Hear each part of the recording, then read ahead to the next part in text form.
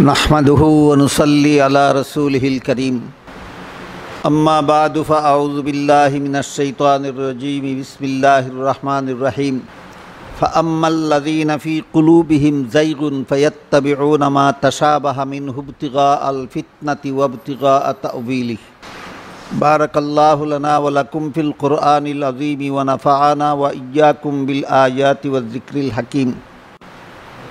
যে কিছু মানুষ এমন আছে যারা ফিকহের বেলায় হানাফি হলেও আকাইদের বেলায় আহলে সুন্নত নয়। আমি এদেরকে সত্যিকারের হানাফি স্বীকার করি না, কারণ সাধারণত মুসলমানরা জানে যে হানাফি, শাফিঈ, হাম্বলি, মালিকি চার মাযহাবের মুসলমানেরা হক। কাজী হানাফি হইয়া যদি আহলে সুন্নত না হয় তাহলে সেটার হক রইল না, সেটা বাতিল হয়ে গেল। ফিকহের বেলায় হানাফি ফিকহের অনুসারী হইয়াও যারা আহলে সুন্নতেরা মতাদর্শে নাই, এই সমস্ত হানাফিরা প্রকৃত হানাফি নয়, এরা নামদারি হানাফি এবং এরা হক নয়, এরা বাতিল। ঠিক তেমনিভাবে হাম্বলি মাযহাবের অনুসারী হইয়াও যারা আহলে সুন্নত ওয়াল জামাতের আকাইদের উপর সাবিত কদম নাই, এরাও ফিকহান হাম্বলি হওয়া সত্ত্বেও এরা হক নয়, এরা বাতিল। ফিকহ হইল দ্বিতীয় স্তরের, আকাইদ হইল প্রথম স্তরের। হক্কানিয়তের জন্য প্রথমে আকাইদের ব্যাপারে হক হতে হবে, তারপরে ফিকহের বেলায় হক। আকাইদের বেলায় বাতিলপন্থী হইয়া ফিকহের বেলায় হকপন্থী হইলে এই হকের কোনো গুরুত্ব থাকে না, মূল্য থাকে না। যার আকিদা বাতিল সে হানাফি ফিকহ মতো আমল করলে তার আমল যেমন গ্রহণযোগ্য নয়, যার আকিদা বাতিল সে যে কোনো ফিকহি ইমামের অনুসরণে ফিকহের মাসাইল আমল করলেও তার আমল গ্রহণযোগ্য নয়। এগুলি অতি সহজ এবং সাধারণ কথা, আমাদের গোটা আলেম সমাজের সকলের জানা থাকার কথা যে হানাফি, শাফিঈ, মালিকি, হাম্বলি মযহাবের অনুসারীগণ এদেরকে যে সারা দুনিয়ার মুসলমান হক মনে করে, সুন্নিয়তের শর্তে হক মনে করে। যদি সুন্নিয়ত ঠিক থাকে তাহলে তোমার হানাফিয়ত হক, যদি সুন্নিয়ত ঠিক থাকে তাইলে তোমার শাফিঈয়ত হক, যদি সুন্নিয়ত ঠিক থাকে তাইলে তোমার মালিকিয়ত হক, যদি সুন্নিয়ত ঠিক থাকে তাইলে তোমার হাম্বলিয়ত হক। কাজেই যাদের সুন্নিয়ত ঠিক নাই তাদের হানাফিয়ত হক্কানিয়তের আলামত নয়, যাদের সুন্নিয়ত নাই তাদের হাম্বলিয়ত হক্কানিয়তের আলামত নয়। এই মৌলিক সহজ সরল কথাটা আমরা সব সময় যেন মনে রাখি, কোনো সময় যেন ভুলে না যায়। হাম্বলি মযহাবের অনুসারীরা মধ্যে এই সুন্নিয়ত বর্জনকারীদের উল্লেখযোগ্য সংখ্যা আছে। হাম্বলি মযহাবের উল্লেখযোগ্য পরিমাণ ফিকহের বেলায় হাম্বলি মযহাবের অনুসারী, কিন্তু আকাইদের বেলায় এরা মুজাসসিমা এবং মুশাব্বিহাদের প্রতি ঝুঁকে গেছে, এরা বাতিল। এই সমস্ত বাতিলদের মধ্যে আল্লামা ইবনে তাইমিয়া একজন, এমনকি ইমাম আহমদ ইবনে হাম্বল রহমতুল্লাহ আলাইহির আপন ছেলে আব্দুল্লাহ একজন। বড় লোকের ছেলে হইলেই বড় লোক হয় না, ডাক্তারের ছেলে হইলেই ডাক্তার হয় না। বড় লোক এটা যার যার ব্যাপার, ডাক্তারি যার যার বিদ্যার নাম। এরা ইবনে তাইমিয়া মুজাসসিমাদের প্রতি ঝুঁকে পড়ছে, মুশাব্বিহাদের প্রতি ঝুঁকে পড়ছে। আহমদ ইবনে হাম্বল রহমতুল্লাহ আলাইহির ছেলে আব্দুল্লাহ মুজাসসিমা এবং মুশাব্বিহাদের প্রতি ঝুঁকে পড়ছে। কোরআনের কিছু আয়াতের সাহারা নিয়ে, আশ্রয় নিয়ে। কোরআনের কিছু আয়াতে আল্লাহর চেহারা বলা হয়েছে, আল্লাহর হাত বলা হয়েছে। মাসালান এক আয়াতে আল্লাহ বলেন, কুল লিল্লাহিল মাশরিকু ওয়াল মাগরিবু ফাআইনামা তুওয়াল্লু ফাসাম্মা ওয়াজহুল্লাহ। আপনি বলে দিন, পূর্ব, পশ্চিম, উত্তর, দক্ষিণ নির্বিশেষে সর্বত্রই আল্লাহ আছেন। ফাআইনামা তুয়াল্লু, তুমি যেদিকেই মুখ ফিরাও, ফাসাম্মা ওয়াজহুল্লাহ, সেদিকেই আল্লাহ আছেন। যেদিকেই মুখ ফিরাও সেদিকেই আল্লাহ আছেন।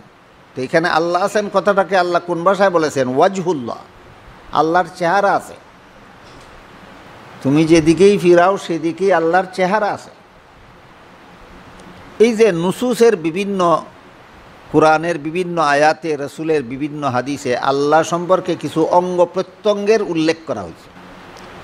সমস্ত আহলে সুন্নাত ওয়াল জামাতের মুসলমানদের আকীদা হইল এইগুলির দ্বারা শারীরিক অঙ্গ মুরাদ নয়। আহলে সুন্নাত ওয়াল জামাতের এটা মুসাল্লাম ফায়সালা,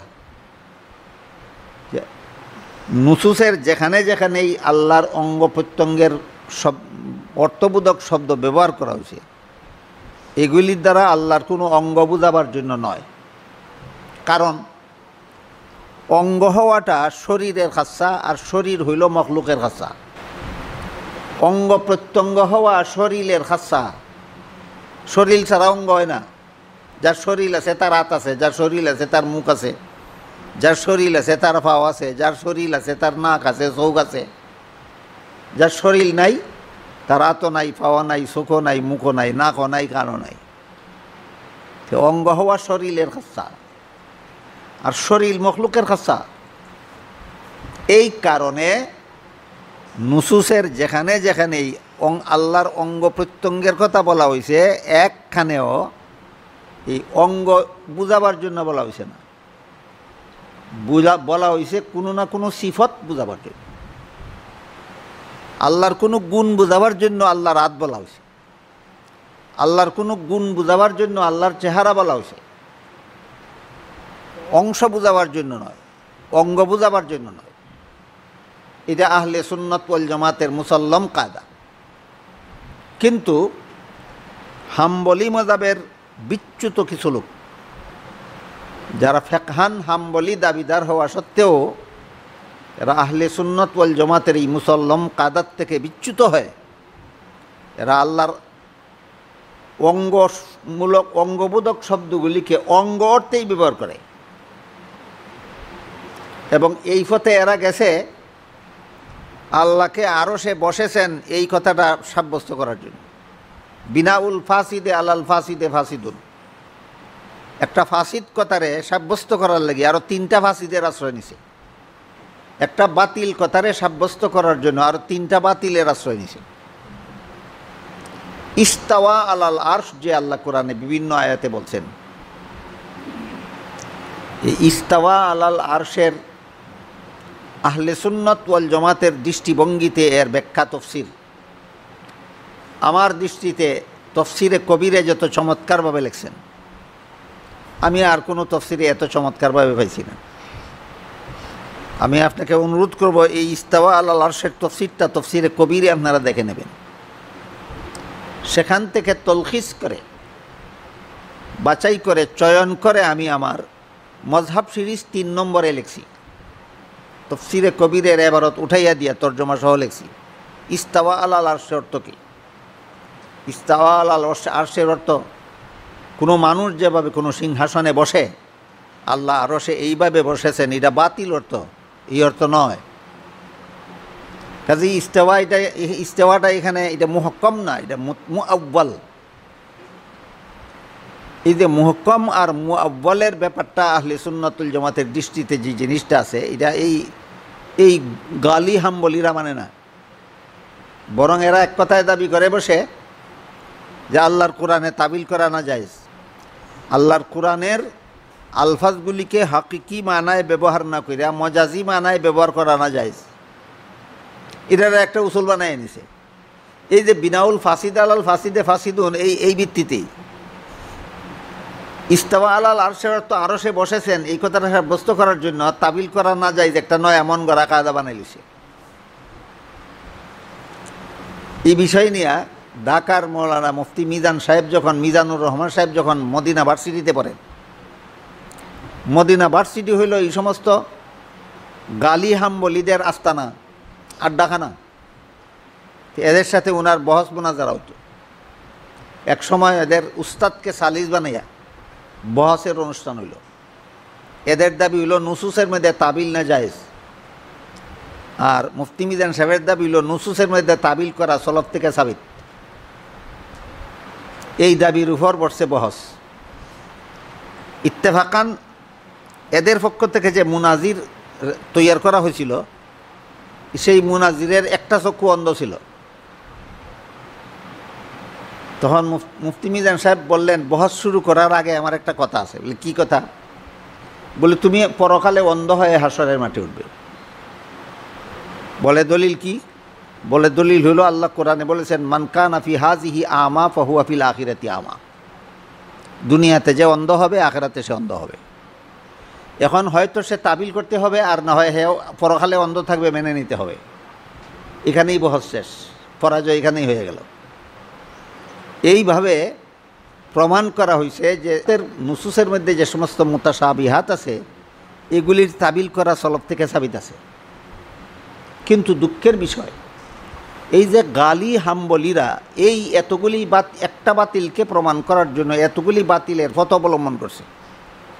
ইবনে তাইমিয়ার দোহাই দিয়া, ইবনে হাম্বলের দোহাই দিয়া, এই বড় বড় শখসিয়তের নাম শুনিয়া বর্তমানে আমাদের কৌমি অঙ্গনের কিছু আলেম গুফনে গুফনে এদের এই ভ্রান্ত মতবাদ গ্রহণ করে ফেলতেছে।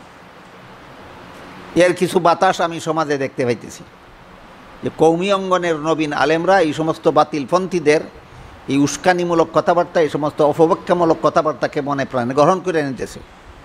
এই জন্য আমরা কৌমি আলেমগঞ্জ যেন সত্যিকারের আহলে সুন্নাত ওয়াল জামাতের আকীদা বুঝতে পারে, চিনতে পারে, এতে অটল থাকতে পারে, এই মন মানসিকতা তৈরির জন্য আমি এই আকাইদ প্রশিক্ষণের ব্যবস্থাটা গ্রহণ করেছি। এই হলো আমার উদ্দেশ্য।